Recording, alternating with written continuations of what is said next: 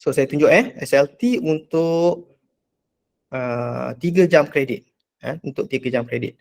So ini adalah SLT calculator yang baru yang diupdate daripada version sebelumnya 1.3. Dah ada email daripada pihak AED dekat dalam chat box. So kalau belum download, boleh download kat situ. Alright. So dekat sini ada button-button kat tepi ni kan. Ada detail, compact, clear, hide, unhide dan sebagainya. So kalau macam ni saya nak hide kan, saya nak tunjukkan apa yang dah diisi saja, saya tekan compact saja. So dia akan tunjuk apa yang ada sahaja. So dekat sini dia ada perubahan sedikit, di mana sebelum ni dia tak ada kolom online ni, dia tak ada dibahagikan kepada material activity assessment. So ini payah sikit kita nak tengok untuk blended learning. Dan kalau kita tengok kat bawah ni dia ada status kat sini. So kalau yang kotak atas ni adalah kotak PTS, yang bawah ni adalah kotak PTG. So kalau kita tengok untuk kursus yang saya buat sekarang ni, saya dah mencapai kedua-duanya. PTS hijau, PTG pun hijau. So since kedua-dua hijau, dia akan ambil yang tertinggi lah. So this course can be declared as PTG. Ni automatik lah dia keluar ni. Sebab bila dua-dua hijau, dia akan ambil yang PTG. PTG always diutamakan berbanding dengan PTS. Okay, so macam mana saya telah mencapai kursus PTS ni? Saya telah mencapai 1732. So nak tengok kat mana 1732 ni? So kita tengok dalam bahagian online. Okay, kita tengok di bahagian online. So nampak ada material. Material ni sepatutnya ada 17. Apa dia 17? Nampak course information ni saya telah letak kat sini 1. 1 apa ni? 1 ni maksudnya kita punya teaching plan. So minggu pertama tu kita bagi teaching plan. Letak 1. Ini tak ada SLT kat sini. SLT kita tak kosong dan kosong. So tak dikira sebagai SLT. So 1 cukup 1. So kemudian kita kena ada 7. 7 apa? 7 teaching materials. Apa dia teaching materials? Upload lah PDF, video, apa lagi? Apalah berkaitan dengan kita punya ni kan, e-book, apa-apalah kita masukkan dalam LMS kita. So kalau macam case ni saya letak 7 lah. 1, 2, 3, 4, 5, 6, 7. Ini minimum saja letak ni. Sebenarnya lebih lagi kalau ikutkan macam berpuluh-puluh teaching materials kita letakkan dalam LMS. So kita dah achieve 17 PTS. Alright, so 1. Ya, salam.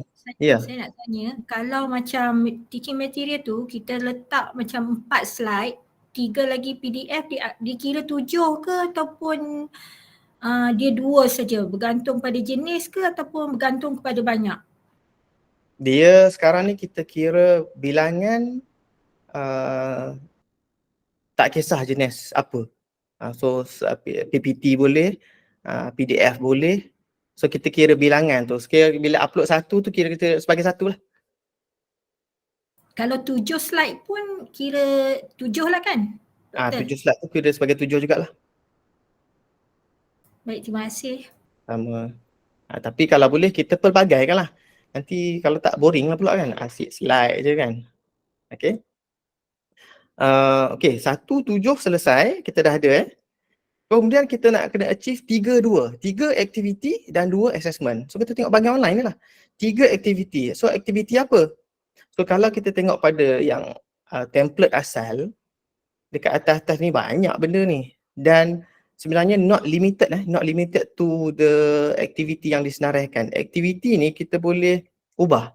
Macam contoh H5P activity dalam template tak ada, saya letak je. So saya letak kat sini. Okay. So saya lebih suka kalau kita terus spesifikkan apa yang kita nak bagi supaya kita sendiri tu, ialah masa kita buat tu kita ingat. Dah lama kita tinggal, nanti kita tengok balik, apa benda yang kita buat hari tu, kita dah letak contoh media based activity, kita letak media based activity tapi kita tak ingat apa benda kita nak buat atas pasal media based activity ni. So kalau boleh kita spesifikkan terus supaya senang untuk kita refer di kemudian hari. Masa kita ingat tu kita tukar terus lah kan. Okay. Oh ini pun saya tak suka asing. Saya suka asing, saya tak suka synchronous. Okay. Contoh So kalau dekat sini, 3 aktiviti. Kalau tengok kat sini berapa banyak aktiviti saya ada? Banyak kan? So sebenarnya kalau 3 ni alahai, quiz kita buat 2, H5P kita buat 1, cukup lah 3. So kita dah achieve 1, 7, 3. Tapi takkan sepanjang 14 minggu tu ada 3 aktiviti online je.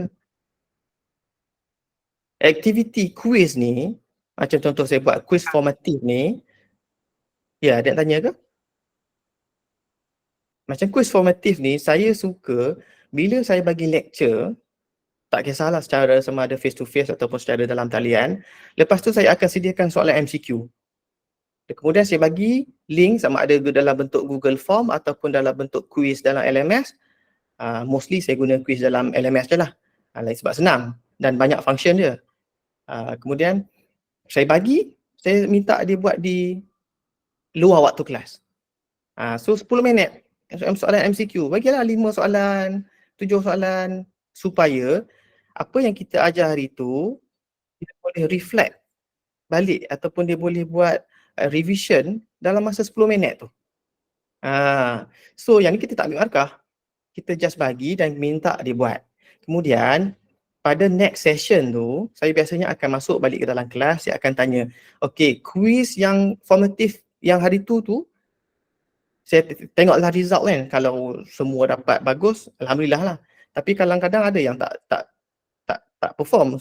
Contoh certain soalan tu dia ramai dapat salah. So saya akan terangkan balik. Sebelum masuk topik yang baru, saya akan terang balik. Okay, kursus quiz formatif yang kita telah buat pada 2 hari yang lepas. So saya tengok soalan ni banyak yang tak dapat jawab. So kenapa tak dapat jawab? Kita discuss dalam kelas. Ataupun kita bagi je lah terus kan. Actually kita cara nak menyelesaikan soalan yang ni sepatutnya kita kena buat sekian. Kita tunjuk. Sebelum masuk topik baru, kita selesaikan dulu permasalahan yang kita jumpa pada quiz formatif ni. Okay? Supaya pelajar-pelajar tu dia on page dengan kita. Ni contoh quiz formatif. Kalau H5P activity, kita bagi video. Dalam video yang contoh kalau 10 minit video ni kita buat 5 minit, 2 video ataupun nak buat 10 minit video pun tak ada masalah, okey je. So kita buat je video tu, kemudian di tengah-tengah video tu dalam masa 10 minit video tu kita buatlah minit ke-4, minit ke-7, minit ke-10. Kita keluar soalan. Minit ke-4 kita tanya soalan daripada minit 1 ke 3, apa benda poin-poin penting. Minit ke-7 kita tanya pula soalan poin-poin penting daripada minit ke-4 sampai minit ke-7. So, minit ke-10 tu kita buat summary. Kita tanya dekat dia apa yang dia dapat dalam 10 minit video ni. So dekat dalam H5P tu kita boleh buat macam single choice question, multiple choice question, kita boleh buat summary dan macam-macam lagi lah dalam H5P activity.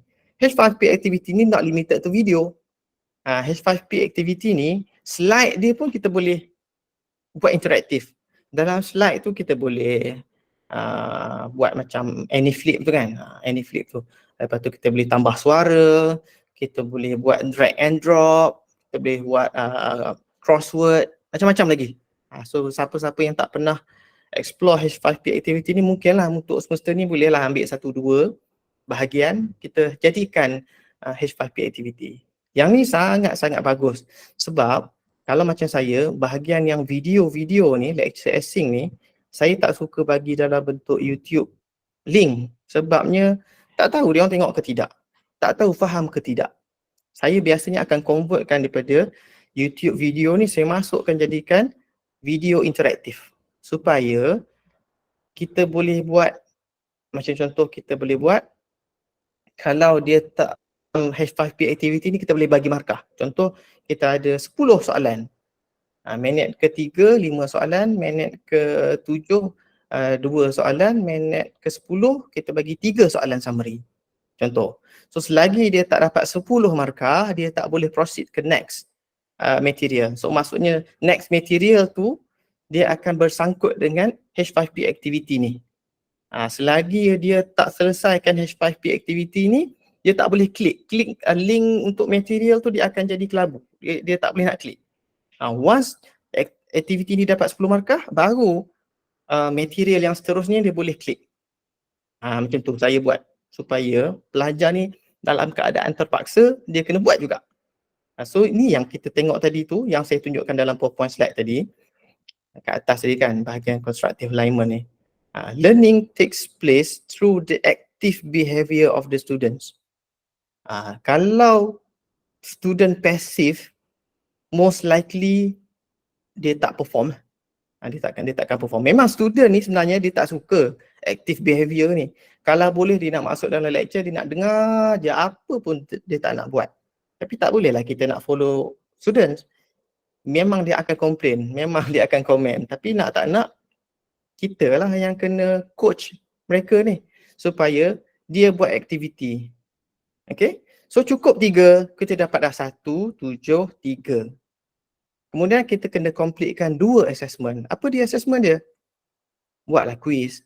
Macam contoh, saya buat quiz 30 minit MCQ.